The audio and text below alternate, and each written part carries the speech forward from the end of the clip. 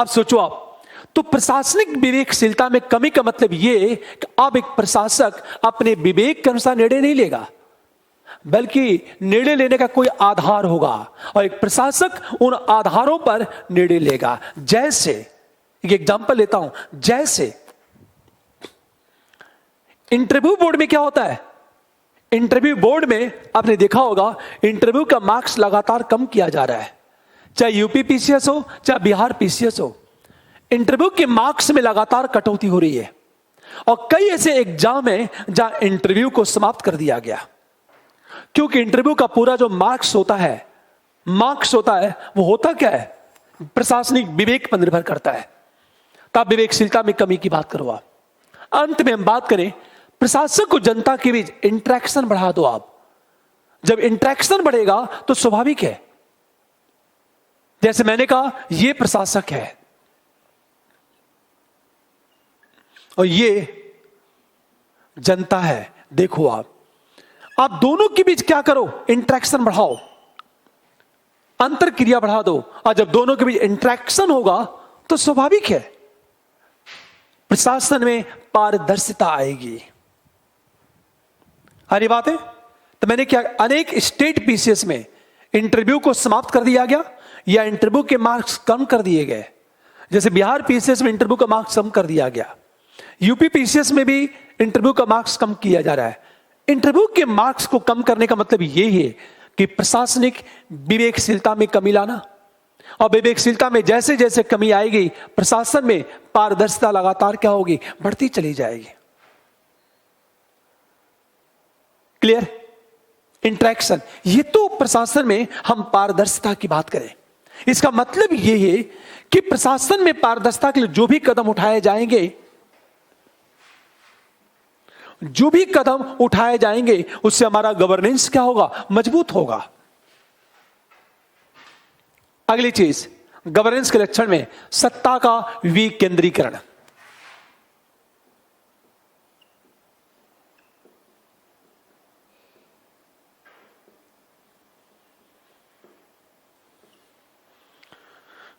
हमेशा ध्यान दो इस बात को। अगला पॉइंट देखो आप, जो मैं गवर्नेंस के लक्षण की बात किया था उसमें अगला पॉइंट है सत्ता का विकेंद्रीकरण। सत्ता के विकेंद्रीकरण का मतलब होता है कि निर्णय लेने का अधिकार सभी को देना, डिसीजन का अधिकार अन्य संस्थाओं को सौंपना। हम इसे कहते हैं सत्ता का विकेंद्रीकरण। अरे बात है, या शक्ति का विकेंद्रीकरण की बात करें, सिंपल चीज है। इसका मतलब क्या होता है कि डिसीजन, निर्णय लेने का अधिकार आप शिफ्ट करो कहीं और। फॉर एग्जाम्पल, अब तक डीएम डिसीजन लेता था, अब यह कहा गया कि प्रशासक पंचायतों को शक्तियां सौंप दे। अब सोचो, सत्ता के विकेंद्रीकरण का समान अर्थ क्या होता है? समान अर्थ होता है निर्णय लेने के अधिकारों का विकेंद्रीकरण। हमेशा ध्यान दो, अर्थात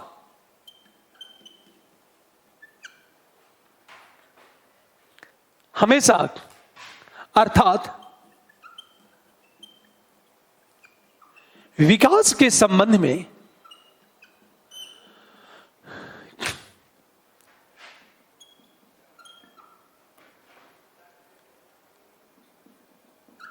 निर्णय लेने के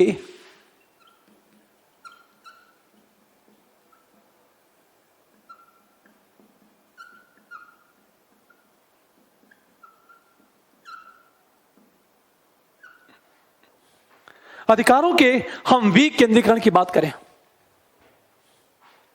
हमेशा ध्यान दो इस बात को, निर्णय लेने के अधिकारोों का विकेंद्रीकरण अर्थात विकास के संबंध में निर्णय लेने के अधिकारों का विकेंद्रीकरण, यह एक सामान्य अर्थ है। फॉर एग्जाम्पल, मान लिया जाए केंद्र इसमें है, शक्ति इसमें है, अब क्या हो जाए, शक्ति इनको भी दे दी जाए। अब इन सबको शक्तियां क्या करो, डिस्ट्रीब्यूट कर दो आप। अरे सबसे बड़ी चीज तो ये है, हम इसे कहते हैं सत्ता का या शक्ति का विकेंद्रीकरण, decentralisation of power. Decentralisation of power की बात करते हैं हम लोग। आप हमेशा ध्यान दें इस बात को। इसके संदर्भ में क्या होता है, हम पंचायतों को मजबूत करने की बात करते हैं।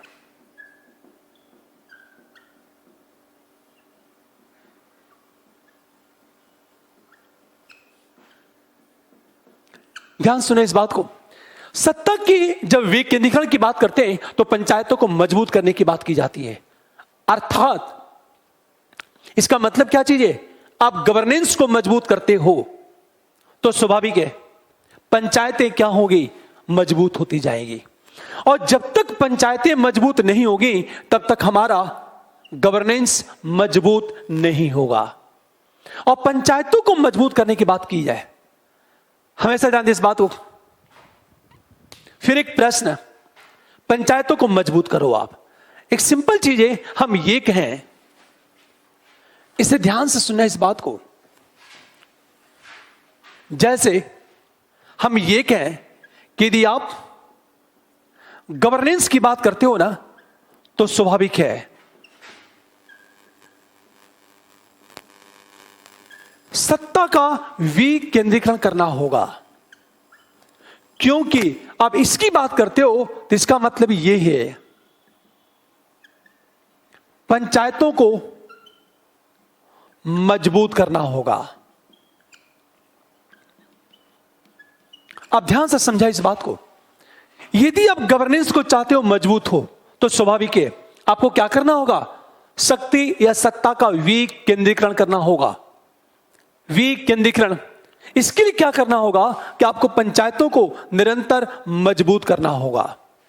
पंचायतें जिस अनुपात में मजबूत होंगी सत्ता का विकेंद्रीकरण उतना ज्यादा होगा, और जितना ज्यादा होगा हमारा गवर्नेंस लगातार मजबूत होता जाएगा। पर एक प्रश्न उठा, यदि पंचायतें कमजोर होंगी या हम ये कहें पंचायतों के सामने चुनौती कहीं ना कहीं गवर्नेंस को कमजोर कर देगा। फॉर एग्जाम्पल, जैसे हम ये बात करें, मान लिया जाए पंचायतों को आपने कमजोर कर दिया। सिंपल चीज है, पंचायतों के समक्ष चुनौती एक दृष्टि से गवर्नेंस के समक्ष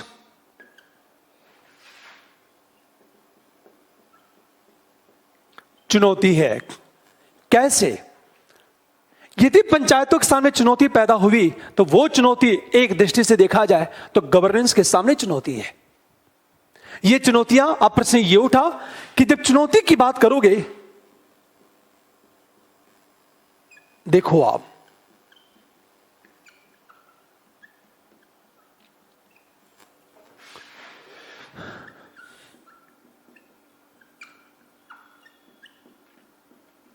वित्तीय चुनौती,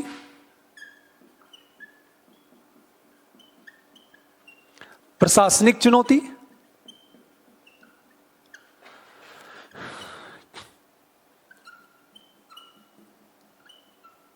कार्यात्मक चुनौती,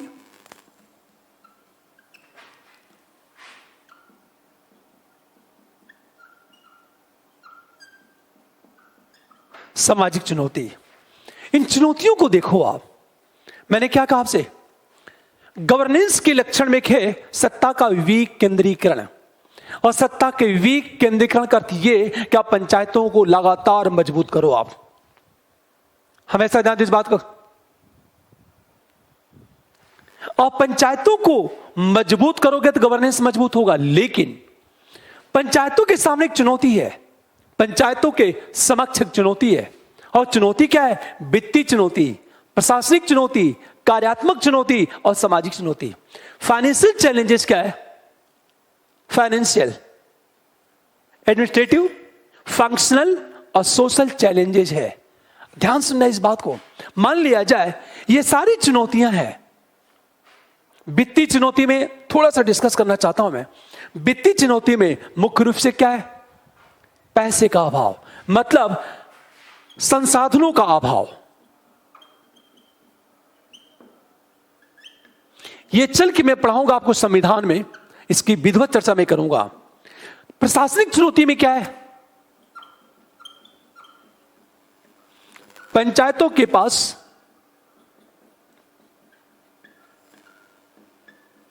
प्रशासनिक कैडर का अभाव। कार्यात्मक चुनौती में क्या है? कार्यों के स्पष्ट विभाजन का अभाव। और सामाजिक चुनौती में क्या है? जाति एवं लिंग के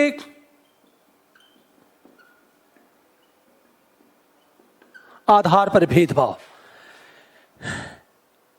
अब बहुत इंटरेस्टिंग टॉपिक है ये, और मजा आएगा, इसे समझो ध्यान से इस बात को।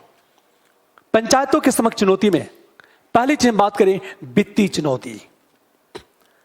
फाइनेंशियल चैलेंजेस क्या है? संसाधनों का अभाव है। पंचायतों के पास पैसा है ही नहीं, और जो राजस्व है उसे पर्याप्त, जो भी टैक्स के स्रोत हैं उसे पर्याप्त मात्रा में राजस्व प्राप्त होता ही नहीं। इसके बहुत सारे डायमेंशन हैं जिसकी चर्चा चल के हम लोग करेंगे इंडियन पॉलिटी वाले टॉपिक में। थोड़ी सी मैं बस शॉर्टकट में बताना चाहता हूं। पंचायतों के पास पैसा ही नहीं है, टैक्स के जितने भी रूप हैं वहां से पर्याप्त मात्रा में पंचायतों को राजस्व की प्राप्ति नहीं होती। यह एक चुनौती है, संसाधनों का अभाव, वित्तीय चुनौती है ये। आप सोचो कि वित्तीय चुनौतियां जितनी बड़ी होंगी पंचायतें कमजोर होंगी, कि कोई भी संस्था पैसे के बिना काम नहीं कर पाएगी। यदि पंचायतों के पास पैसा न हो तो क्या पंचायतें सही तरीके से काम कर पाएगी? नहीं कर पाएगी। अब यहां समस्या यह है, समस्या है कि संसाधन ही नहीं है, पहली बात। नंबर 2, प्रशासनिक चुनौती क्या है? कि पंचायतों के पास प्रशासनिक कैडर का अभाव है। इनका अपना कोई कैडर ही नहीं है। ये बेचारे राज्य कर्मचारियों पर निर्भर होते हैं, और राज्य कर्मचारी को वेतन कौन देता है? State government. जब राज्य कर्मचारियों को वेतन स्टेट गवर्नमेंट देगी तो राज्य कर्मचारी किसकी बात सुनेंगे? स्टेट की सुनेंगे। सरपंच की बात क्यों सुनेंगे? आप सोचो, आप इसका मतलब यह है कि इनके पास कोई प्रशासनिक कैडर तो है ही नहीं, कर्मचारी इनके पास है ही नहीं। ये पंचायतें राज्य कर्मचारियों पर निर्भर हैं, और राज्य कर्मचारी पंचायतों को महत्व देते ही नहीं। राज्य कर्मचारी पंचायतों की बात सुनते ही नहीं है, और जब ये पंचायतों की बात नहीं सुनेगी तो स्वाभाविक है, यह कहा जाता है कि पंचायतें सही तरीके से काम नहीं कर पाएंगी। एक सामान्य भाषा में देखो आप, फंक्शनल चैलेंजेस क्या है? कार्यों के स्पष्ट विभाजन का अभाव। पंचायतों को कई स्तर है। हरी बात, एक ग्रामीण पंचायत, क्षेत्रीय पंचायत, जिला पंचायत। आप सोचो जरा, आप कार्यों की स्पष्ट विभाजन का अभाव है। जो कार्य दायित्व जिला पंचायत को मिलना चाहिए, वैसे अनेक दायित्व ग्रामीण पंचायत को सौंप दिया गया, और गांव वालों के पास या ग्रामीण पंचायत के पास पैसा ही नहीं है। ये इनके पास फंक्शनल चैलेंजेस है। और सामाजिक चुनौती क्या है? कि जाति और लिंग के आधार पर भेदभाव होता है। यदि कोई महिला सरपंच चुन भी ली गई तो गांव के लोग उसे सपोर्ट नहीं करते, बल्कि यह कहा जाए कि पति सरपंच की भूमिका बढ़ती जा रही है। पति सरपंच की भूमिका लगातार बढ़ रही है। यदि कोई तथाकथित निम्न जात का व्यक्ति सरपंच बन गया तो लोग उसे सपोर्ट नहीं करते। जैसे एक केस स्टडी सुनाता हूं, केस स्टडी, एमपी की केस स्टडी है। एक महिला सरपंच चुनी जाती है, क्योंकि वो सीट महिला के लिए रिजर्व था, वो चुनी जाती है। गांव वालों ने उसके पति से कहा कि यह शर्म की बात है कि महिला सरपंच हो, हम सभी लोगों को महिला आदेश दे, हम सबको डूब मरना चाहिए। उसके पति से कह रहे हैं, और पति से क्या करें? तुम अपना पुरुषार्थ दिखाओ क्योंकि तुम पति हो, और पत्नी पर प्रेशर डालो कि वो रिजाइन दे। पति एकदम आग बबूला, गांव का पति। गांव का पति का मतलब क्या होता है? पति परमेश्वर। गांव की जो महिला होती है वो बेचारी होती है, उसे कुछ भी नहीं पता। उसको बचपन से यह सिखाया गया है कि तुम्हारा पति तुम्हारे लिए भगवान है। अब पति को गाली देना, डंडे मारना एक तरह से क्या है? ईश्वर को गाली देना है। और ईश्वर को गाली दोगी तो सोचो कितना बड़ा पाप होगा। अब केस स्टडी में क्या, वो तुरंत उसका पति एक्टिव होता है, पत्नी से झगड़े करता है, करते करते तुम रिजाइन दो, क्योंकि ये पुरुषों की प्रतिष्ठा का सवाल है। इसका मतलब क्या चीज है? जहां महिला सरपंच चुनी जाती है वह पुरुष महिलाओं को सपोर्ट करते ही नहीं, और बिना पुरुषों के सपोर्ट के महिला सरपंच सही तरीके से सफल नहीं हो पाती। हमेशा ध्यान दें इस बात को, सही तरीके से सफल नहीं हो पाती। यह एक सामाजिक चुनौती है। अब एक प्रश्न पूछना चाहता हूं कि पंचायतों के समक्ष जितनी भी चुनौतियां हैं, ये चुनौतियां जितनी मजबूत होंगी, हमारा गवर्नेंस उतना ही ज्यादा कमजोर होता जाएगा। इसका मतलब ये कि पंचायतों के समक्ष ये चुनौतियां जितनी ज्यादा मजबूत होगी, हमारी पंचायतें सही तरीके से काम नहीं कर पाएंगी। यदि पंचायतें सही तरीके से काम नहीं कर पाई तो सत्ता का विकेंद्रीकरण निरर्थक हो जाएगा। यदि वो निरर्थक हुआ तो हमारा गवर्नेंस क्या होगा? कमजोर होगा। क्यों? हमेशा ध्यान दें इस बात को। इसका मतलब ये कि वित्तीय चुनौती, प्रशासनिक चुनौती, कार्यात्मक चुनौती, ये सब के सब गवर्नेंस के समक्ष एक चुनौती है। यदि हम गवर्नेंस को मजबूत करना चाहते हैं तो पंचायतों के समक्ष उत्पन्न चुनौतियों को सॉल्व करना होगा, और जब तक ये सॉल्व नहीं होगी तब तक गवर्नेंस मजबूत नहीं हो सकता। आपसे प्रश्न कैसे बनेगा? अब एक चीज सोचो, ध्यान देना इस बात को। वित्तीय चुनौती को समाप्त करने के लिए मान लिया जाए कि वित्त आयोग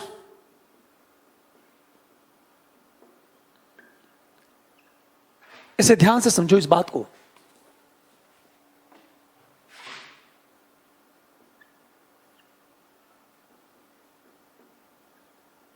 फाइनेंस कमीशन की बात करें, ये वित्त आयोग क्या करता है?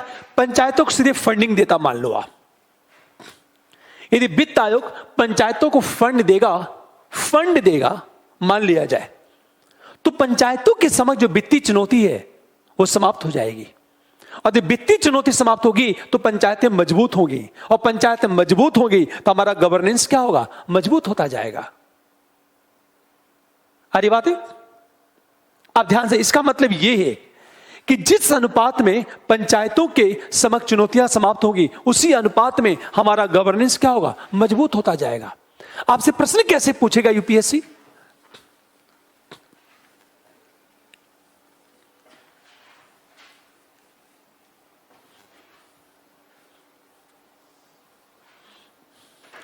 आपसे देखो प्रश्न कैसे पूछेगा यूपीएससी। वित्त आयोग ने पंचायतों को मजबूत करने के लिए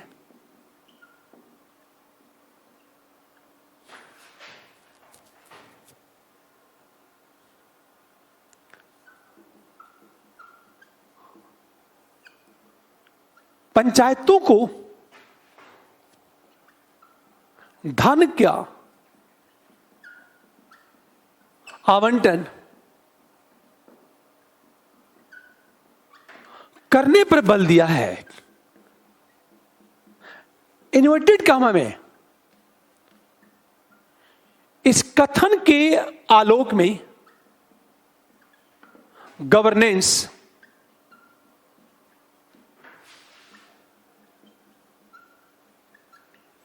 की स्थिति की समीक्षा करें। सिंपल चीज है, एक समान प्रश्न है। देखो आप, एक समान प्रश्न है। वित्त आयोग ने पंचायतों को मजबूत करने के लिए पंचायतों को धन का आवंटन करने पर बल दिया है। इस कथन के आलोक में गवर्नेंस की स्थिति की समीक्षा करें। देखो इसका मतलब क्या चीज है? यदि वित्त आयोग पंचायतों को सीधे पैसा देगा तो स्वाभाविक है पंचायतों की वित्तीय चुनौतियां दूर होगी। यदि वित्तीय चुनौतियां दूर होगी पंचायतों की, तो पंचायतें मजबूत होंगी। पंचायतें यदि मजबूत होगी तो सत्ता का विकेंद्रीकरण मजबूत होगा। यदि ऐसा हुआ तो हमारा गवर्नेंस क्या होगा? मजबूत होगा। यह कॉन्सेप्चुअल क्वेश्चन है और सब कुछ आपस में क्या है? जुड़ा हुआ है।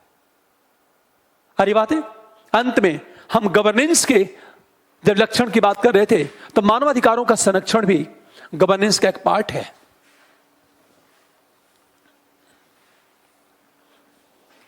देखो आप, गवर्नेंस का विलक्षण में फिर अंत में करेंगे मानवाधिकार का संरक्षण।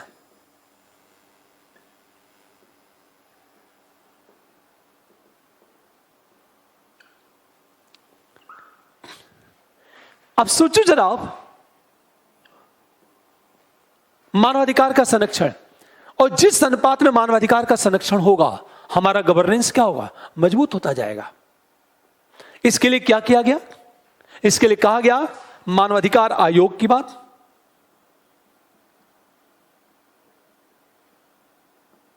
मानवाधिकार आयोग की बात की गई है, महिला आयोग की बात की गई है,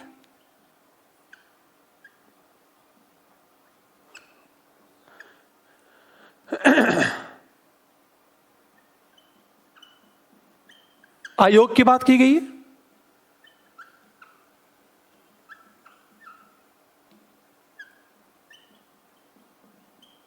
ये आयोग देखो आप, पूरी बात ध्यान देना।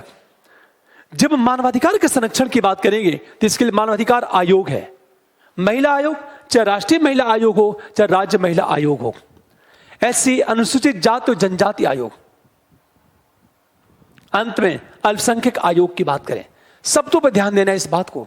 ये सारे आयोग हैं और ये आयोग जितना ज्यादा सशक्त होगा मानवाधिकारों का उतना ज्यादा संरक्षण होगा, और मानवाधिकारों का संरक्षण होगा तो हमारा गवर्नेंस क्या होगा? मजबूत होगा।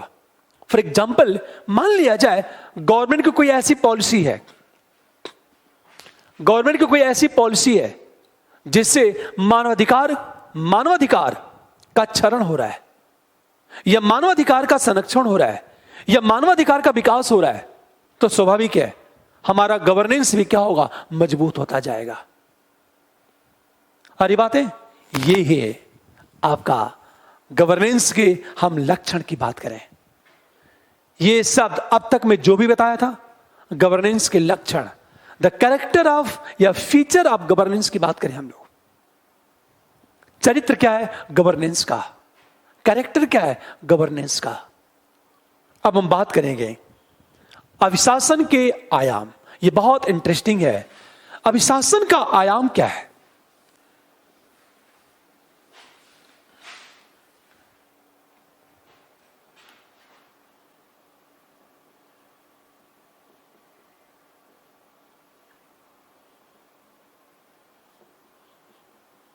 द डायमेंशन ऑफ हम गवर्नेंस की बात करें, इसके क्या आयाम है? देखो आप, जब इसके आयाम की बात करेंगे, सबसे पहले बात करें इसका राजनीतिक आयाम।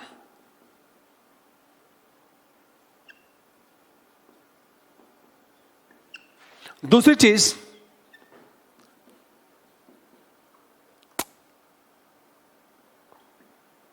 विधिक एवं हम ये बात करें न्यायिक आयाम।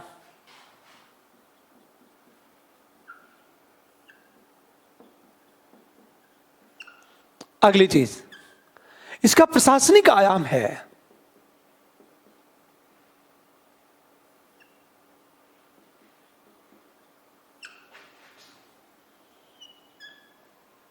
इसके कुछ सामाजिक आयाम है और आर्थिक आयाम भी है। सामाजिक आयाम,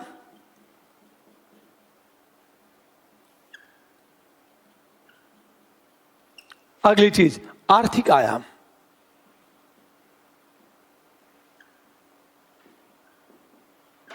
देखो आप, ये सारे अभिशासन के आयाम हैं और कई बार यूपीएससी आयाम से प्रश्न पूछ सकता है कि आयाम का मतलब क्या होता है। प्रशासनिक आयाम क्या है इसका, कानूनी आयाम क्या है, राजनीतिक आयाम क्या है,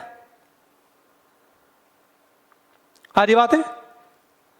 हमेशा याद इस बात को, राजनीतिक आयाम, कानूनी और न्यायिक आयाम, प्रशासनिक आयाम, सामाजिक आयाम और आर्थिक आयाम की बात करें, इतने सारे आयाम हैं ये बातें हैं।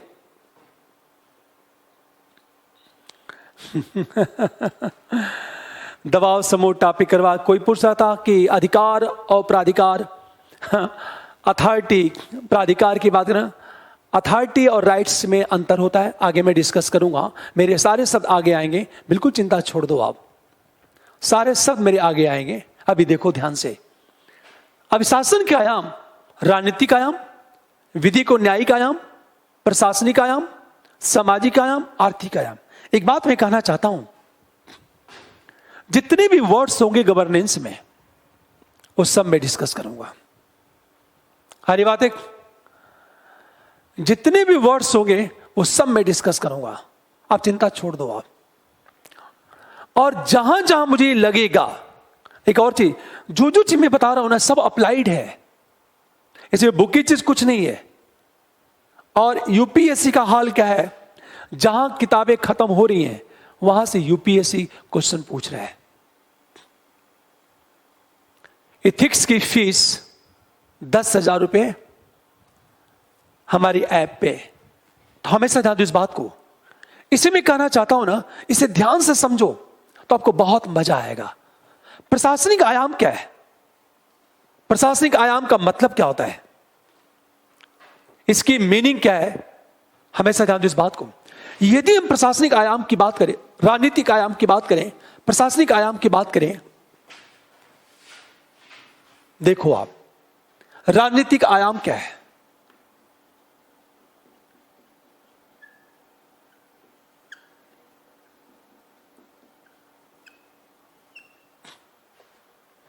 तो सबसे पहले तो यह है कि राजनीतिक प्रतिस्पर्धा की गुणवत्ता,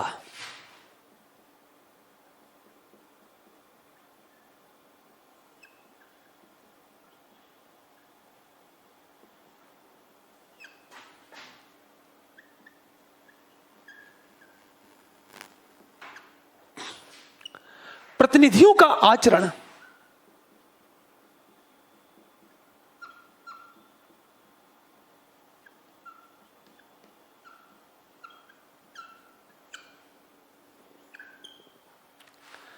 सबसे चीज, शक्तियों का विकेंद्रीकरण,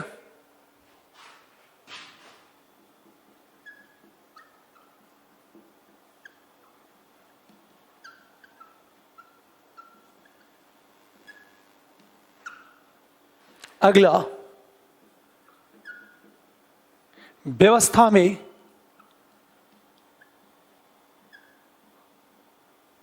नागरिकों का विश्वास,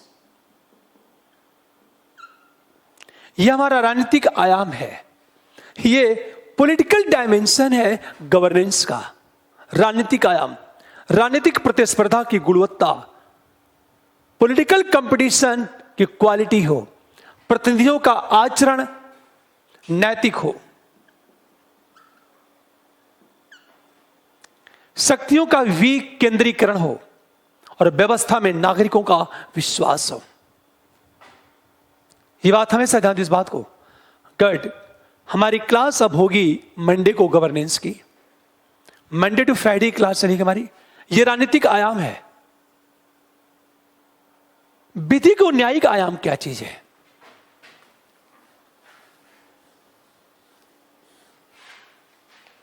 विधिक एवं न्यायिक आयाम,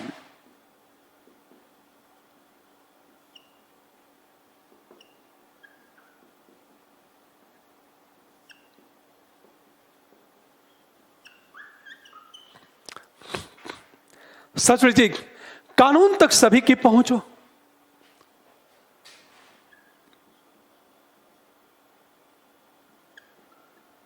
तक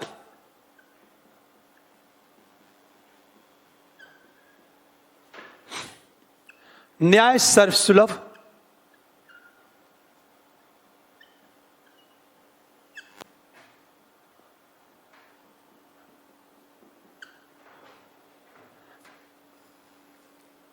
सस्ता एवं त्वरित हो, न्याय सबको उपलब्ध हो। हमेशा ध्यान दो इस बात को।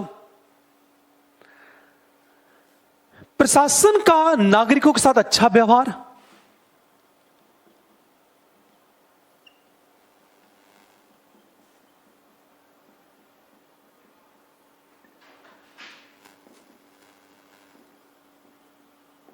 अच्छा, हम व्यवहार की बात करें, यह विधिक और न्यायिक आयाम है। सोचो आप, कानून तक सभी की पहुंच, न्याय सर्वसुलभ, सस्ता और त्वरित हो, प्रशासन का नागरिकों के साथ अच्छा व्यवहार हो। हमेशा ध्यान इस बात को, न्यायिक पारदर्शिता और जवाबदेही।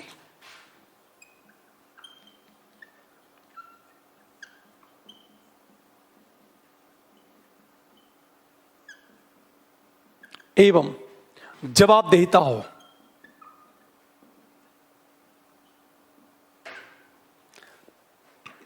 यह विधिक और न्यायिक आयाम है। ये प्रशासनिक आयाम क्या है? देखो आप,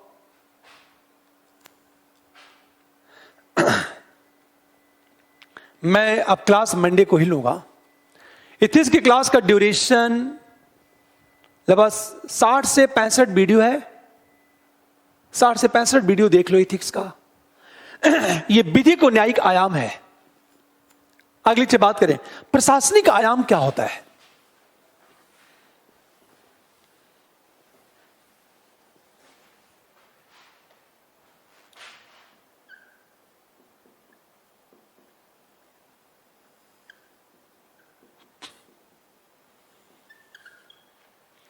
जब प्रशासनिक आयाम की बात करें, हमेशा ध्यान दिया तो संसाधनों का दक्षतापूर्ण उपयोग,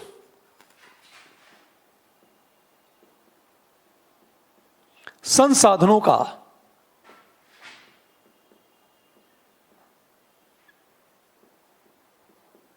उपयोग,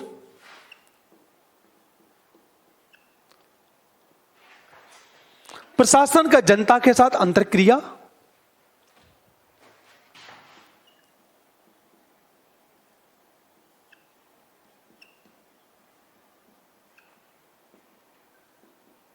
जनता के साथ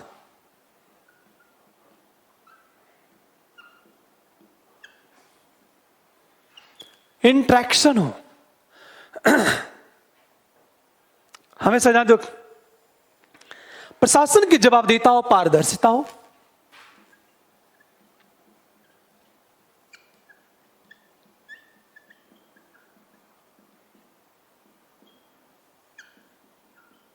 एवं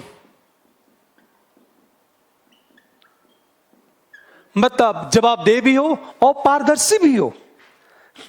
हमेशा ध्यान दो, आम जनता के प्रति संवेदनशीलता।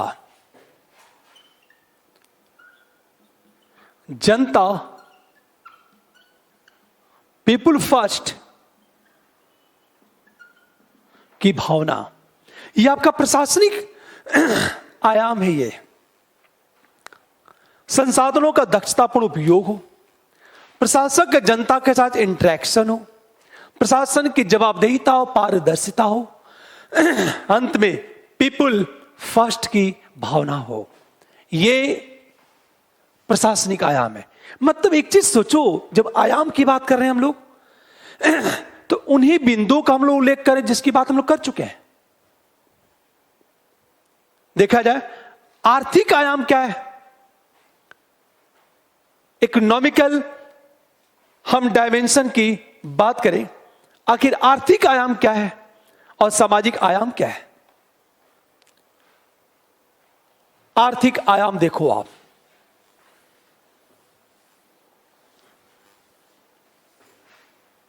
गवर्नेंस का आर्थिक आयाम देखो।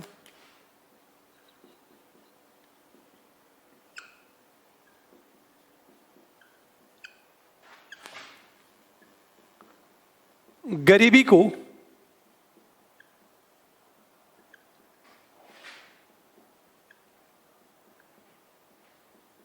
दूर करने का प्रयास,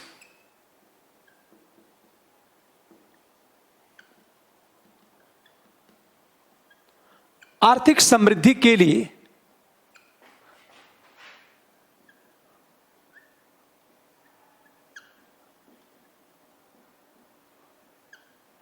अनुकूल माहौल का निर्माण,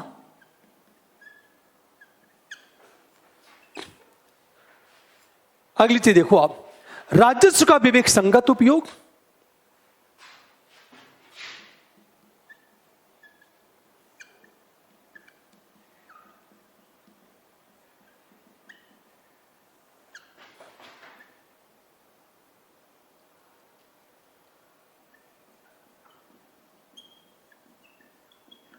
तथा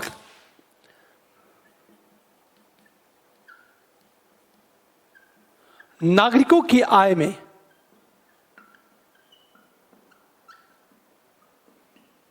वृद्धि के साथ, नागरिकों की आय में वृद्धि के साथ जीवन स्तर में सुधार।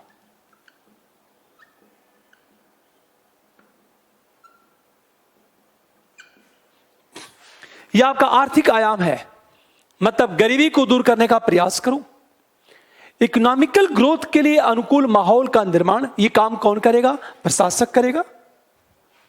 राजस्व का विवेकसंगत उपयोग तथा नागरिकों की आय में वृद्धि के साथ जीवन स्तर में सुधार होना चाहिए। हमेशा जानते इस बात को। सबसे बड़ी चीज तो यह है, नागरिकों की आय में वृद्धि के साथ जीवन स्तर में सुधार। किसी ने कहा अरविंद ने कि वर्ड्स का खेल है। अरविंद, मैं यही बताना चाहता हूं, यूपीएससी आज भी बहुत आसान है। यदि कोई बेहतर मेंटर मिल गया ना और बेहतर तरीके से समझा दिया तो यकीन करो यूपीएससी क्वालिफाई करना आसान है। यदि मेंटर अच्छा नहीं मिला, आपको बेहतर मार्गदर्शन नहीं मिला, तब 10 साल तैयारी करोगे, मेंस नहीं होगा। यह बात मैं पिछले 10 साल से बोल रहा हूं लगातार। पर दुर्भाग्य क्या है? दुर्भाग्य यह है कि स्टूडेंट इस बात को समझने के लिए तैयार है ही नहीं। उसे लगता है कि मैं जितनी ज्यादा किताबें पढ़ूंगा उतना जल्दी आईएएस बनूंगा। इससे बड़ी गलतफहमी हो ही नहीं सकती। और सबसे बड़ा झूठ यह है कि हर स्टूडेंट जानता है कि मैं कहां खड़ा हूं, फिर भी उसे उस कमजोरी को दूर करने का प्रयास नहीं करता। यह एक समस्या है, हमेशा ध्यान दो इस बात को। अगला देखो अब, इसका सामाजिक आयाम क्या है?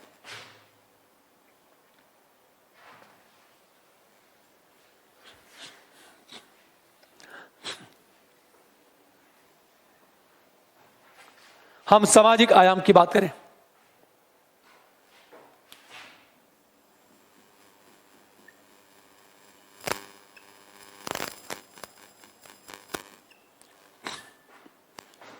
हम ये कहें वंचित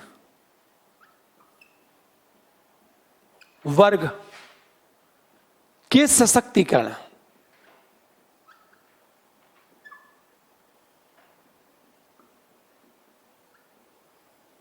नागरिक समाज को मजबूत करना,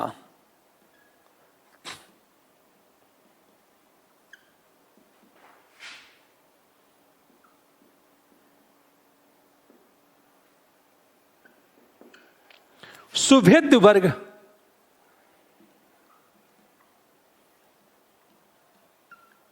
का संरक्षण, ये इसका सोशल आयाम है, सामाजिक आयाम है। एक चीज सोचो आप, अभिशासन कितने सारे आयाम हैं? ये राजनीतिक आयाम, कानूनी आयाम, प्रशासनिक आयाम, आर्थिक आयाम और सामाजिक आयाम, इतने सारे आयाम हैं। ये बात हमेशा ध्यान दो। यदि आपको डायमेंशन समझ में आ गया, मैंने कैरेक्टर क्या ये बता दिया। अगली क्लास में हम लोग चर्चा करेंगे, अगली क्लास में इंडिया में बैड गवर्नेंस क्यों है, गवर्नेंस खराब अभिशासन इंडिया में क्यों है, और गवर्नेंस को मजबूत करने की सरकार क्या कर रही है। पुनः हम ये बात करेंगे कि गवर्नेंस के संवैधानिक और कानूनी आधार क्या है।